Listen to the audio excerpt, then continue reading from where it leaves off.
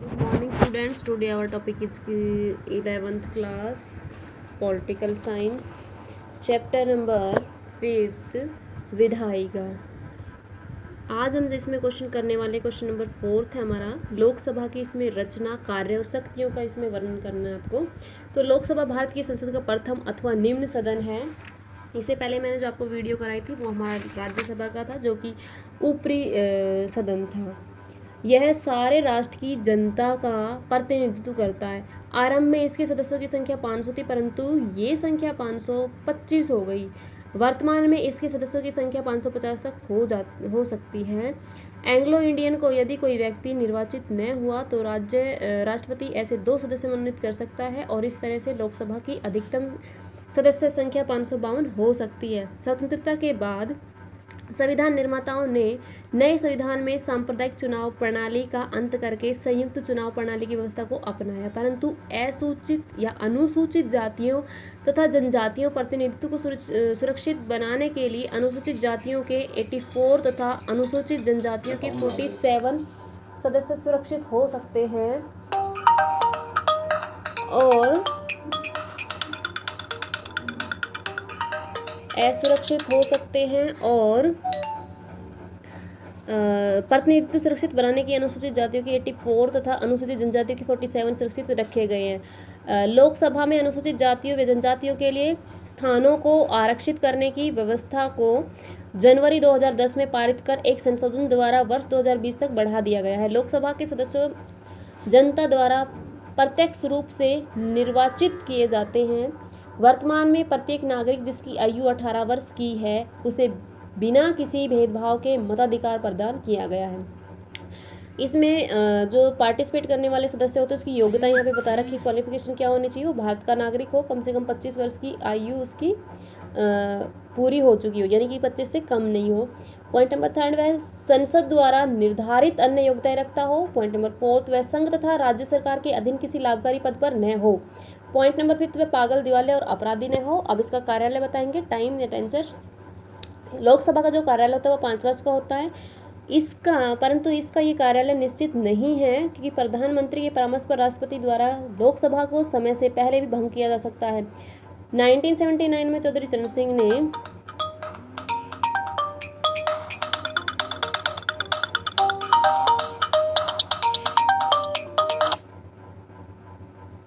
79 में चौधरी चरण सिंह ने समय से पहले लोकसभा को भंग करवा दी थी। इस तरह से 9वीं लोकसभा में भी समय से पूर्व श्री चंद्रशेखर ने भंग करवा दी थी। 11वीं व 12वीं लोकसभा को भी समय से पहले भंग कर दिया गया था। 15वीं लोकसभा को राष्ट्रपति ने संविधान के अनुच्छेद 85 के अंतर्गत भंग किया। 16वीं लोकसभा के चुनाव 2014 में हुए। लोकसभा का कार्यालय भी बढ़ाया जा सकता है, ऐसा केवल संकट काल में ही किया जा सकता है। एक बार में लोकसभा की अवधि 1 वर्ष के लिए बढ़ाई जा सकती है। 1975 में संकट काल के कारण चुनाव 1976 की वजह 1970 में हुए थे।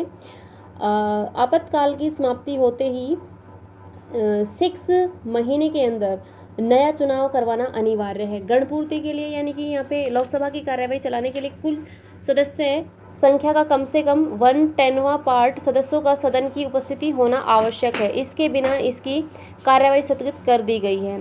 अधिवेशन संविधान के अनुच्छेद 85 के अनुसार राष्ट्रपति जब और जहां उचित समझे संसद के दोनों सदनों अथवा एक सदन का अधिवेशन बुला सकता है, परंतु पहले और दूसरे अधिवेशन के बीच 6 महीने से अधिक समय नहीं होना चाहिए। इसका अभिप्राय यह है कि लोकसभा के वर्ष में 2 अधिवेशन आवश्यक होते हैं, परंतु वास्तव में सदन के जो पदाधिकारी होते हैं, अधिवेशन होते हैं सदन के पदाधिकारी। संविधान के अनुसार लोकसभा की बैठक जारी रखने के लिए लोकसभा के कुल सदस्यों में से स्पीकर व डिप्टी स्पीकर का चुनाव कराती है। ये दोनों सदनों इन्हीं पद पर उसी समय तक बने रह सकते हैं जब तक वे सदन के सदस्य रहते हैं। सदन की सदस्यता समाप्त होते ही उन्हें अपने पदों से अलग होना पड़ता है। 16वीं लोकसभा चुनाव के बाद लगभग 3 दशकों बाद स्पष्ट बहुमत के साथ सत्ता में आई भाजपा अध्यक्ष और उपाध्यक्ष के चुनाव में भी अधिक सशक्त एवं स्वतंत्र नजर आई। इसीलिए सत्ता पक्ष द्वारा लोकसभा हेतु लगातार 8 बार निर्वाचित होकर पहुंची श्रीमती सुमित्रा महाजन का सर्वसम्मत अध्यक्ष बनने का रास्ता आसान हो गया था। इसीलिए यहाँ पे अब नेक्स्ट पॉइंट जो हमारा दे रखा है, संसद सदस्यों के वेतन भत्ते और पेंशन के रूप में बताया गया है, जिसमें संसद के दोनों सदनों के सदस्यों को समान वेतन भत्ते और पेंशन आदि मिलते हैं।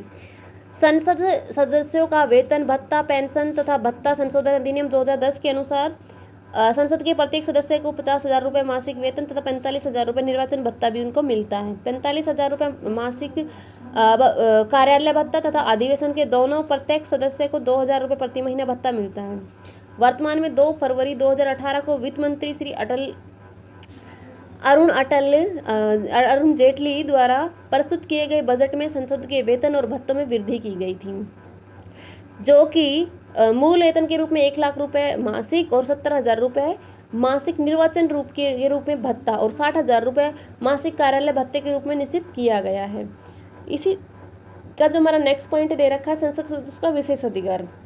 संसद सदस्य अपने कर्तव्य का उचित रूप से पालन कर सकें, इसीलिए उन्हें कुछ विशेष अधिकार प्राप्त होते हैं। संसद अथवा उसकी किसी समिति में की गई बात का सदस्य के विरुद्ध किसी न्यायालय में किसी प्रकार की कार्यवाही नहीं की जा सकती। पॉइंट नंबर 2, संसद का अधिवेशन आरंभ होने से 40 दिन पहले या अधिवेशन समाप्त होने से 40 दिन बाद उन्हें किसी भी दीवानी मुकदमे में बंदी नहीं बनाया जा सकता, परंतु फौजदारी मुकदमे में उन्हें पकड़ा जा सकता है। पॉइंट नंबर 3, संसद के प्रत्येक सदस्य को स्थानीय क्षेत्र के विकास की योजना के अंतर्गत अपने चुनाव के क्षेत्र में विकास कार्यों के प्रति 5 करोड़ रुपए खर्च करने का अधिकार है। 6 मार्च 2011 को ये लागू की गई है। नेक्स्ट टॉपिक है हमारा लोकसभा की शक्ति तथा कार्य। तो लोकसभा के पास और राज्यसभा के पास कुछ तो कॉमन शक्तियां होती है, जो कि मैंने आपको राज्यसभा की पहले बता चुकी हूँ। आज हम लोकसभा की कर रहे हैं। तो फर्स्ट दे रखा हमारा विधायिकी, यानी कि विधानसभा से संबंधित जो शक्तियाँ होती हैं वो लोकसभा के हाथ में होती है। राष्ट्र का जो वित्त होता है उस पर भी उसका पूर्ण रूप से नियंत्रण होता है। वित्त यानी कि धन से संबंधित जो भी कार्य होते हैं। कार्यपालिका पर भी इसका पूर्ण नियंत्रण होता है। चुनाव कार्य ये कराती है, न्यायिक कार्य भी कराती है, न्याय से संबंधित संविधान में संशोधन भी ये कर सकती है। सदन के विशेष अधिकार का उल्लंघन करने के विषय में शक्ति। विविध कार्य, यहाँ के उनके अलावा भी कुछ कार्य करते हैं, जो सदन की कार्यवाही के नियम बनाती है। संघ में नए राज्यों को शामिल भी करती है। लोक विभिन्न आयोगों की रिपोर्टों पर भी ये विचार करती है। नेक्स्ट दे रखा है, इसके अध्यक्ष के रूप में कार्य कौन करता है। तो यहाँ पे एक अध्यक्ष और एक उपाध्यक्ष होता है। यदि अध्यक्ष यहाँ पे अपने कार्य पर किसी कारणवश उपस्थित नहीं हो पाता, तो जो उपाध्यक्ष होता है वो इसके कार्य को संभालता है। जैसे कि इसमें अध्यक्ष का निर्वाचन किया जाता है, उसका कार्यालय 5 वर्ष का ही होता है, लेकिन लोकसभा भंग होने पर अध्यक्ष तब तक अपने पद पर बना रहता है जब तक कोई नई लोकसभा और अध्यक्ष उसका चुनाव न कर ले। अध्यक्ष के पद का रिक्त होना भी यहाँ पे आवश्यक है, यानी कि उसको रिक्त करने से पहले 14 दिन पहले उसको नोटिस दिया जाता है और उसके बाद उसको रिक्त कराया जाता है। वेतन की यदि हम बात करते हैं तो लोकसभा के अध्यक्ष का वेतन जो है वो 4 लाख रुपए है मासिक वेतन। उसे निःशुल्क सरकारी निवास स्थान भी दिया जाता है। वेतन और भत्ते उसको ये दिए जाते हैं। अब अध्यक्ष के कार्य क्या होते हैं, तो अध्यक्ष के जो कार्य हैं, सबसे पहले जो कार्य दे रखा है वो वह सदन की बैठकों की अध्यक्ष करता है। वह सदस्यों को बोलने का क्रम निश्चित करता है। वह सदन का कार्य बनाता है। वह किसी भी विधेयक जो विवाद होता है उसको साधारण विधेयक के और या धन विधेयक के अंतिम निर्णय तक वो लेके जाता है। वह सदन की और राज्यपाल तथा राष्ट्रपति के साथ पत्र व्यवहार करता है। सदन में सभी सदस्य उसकी अनुमति से तथा उसको संबोधित करके बुलाते हैं। तो ये उसके कार्य दे रखे थे। वह सदन के विशेष अधिकार का संरक्षक भी होता है। फिर अध्यक्ष की स्थिति क्या होती है वहाँ पे, तो यहाँ पे मैं आपको बताती हूँ कि अध्यक्ष सदस्यों के व्यक्तिगत दलीय आधार पर प्राप्त तथा विशेष अधिकार का संरक्षक। संक्षेप में अध्यक्ष स्वयं सदन की शक्ति, कार्यवाही और सम्मान का प्रतीक होता है। नेक्स्ट दे रखा लोकसभा राज्यसभा में आपसी से संबंध क्या होते हैं। तो संबंध के आधार पर यहाँ पे हम बात करते हैं तो दोनों साधारण विधेयक होते हैं, यानी कि साधारण विधेयक और धन विधेयक दोनों पर उनका नियंत्रण होता है और उसी के अनुसार ये कार्य करते हैं। जैसे 24 दिन का नोटिस देने से वो रोक भी सकते हैं, दिला भी सकते हैं। कार्यपालिका पर इन दोनों का नियंत्रण होता है। न्यायपालिका पर नियंत्रण होता है। चुनाव कार्य दोनों कराते हैं। संविधान में संशोधन दोनों कराते हैं। अखिल भारतीय सेवा की स्थापना भी करते हैं। राज्य सूची के लिए कानून बनाते हैं। आपातकाल की स्वीकृति भी दोनों की सहमति से होती है। दोनों सदनों की अपनी कुछ विशेषताएं होती हैं, वो भी हमारी कॉमन विशेषताएं होती है। जैसे दोनों में राज्यसभा के 12 सदस्य राष्ट्रपति द्वारा मनोनीत किए जाते हैं, लोकसभा में भी इसी तरह से किए जाते हैं। तो ये था आज का हमारा टॉपिक। नेक्स्ट डे हम करेंगे इस चैप्टर में साधारण विधेयक कानून बनाने के लिए किन किन अवस्थाओं से उनको गुजरना पड़ता है। तो एक विधेयक कैसे अधिनियम बनता है, ये टॉपिक हम नेक्स्ट डे करेंगे। Thank you student. तो ये आपको कंप्लीट रीड करना है, साथ साथ लर्न भी करना है और आपको नोट्स भी तैयार करने होंगे।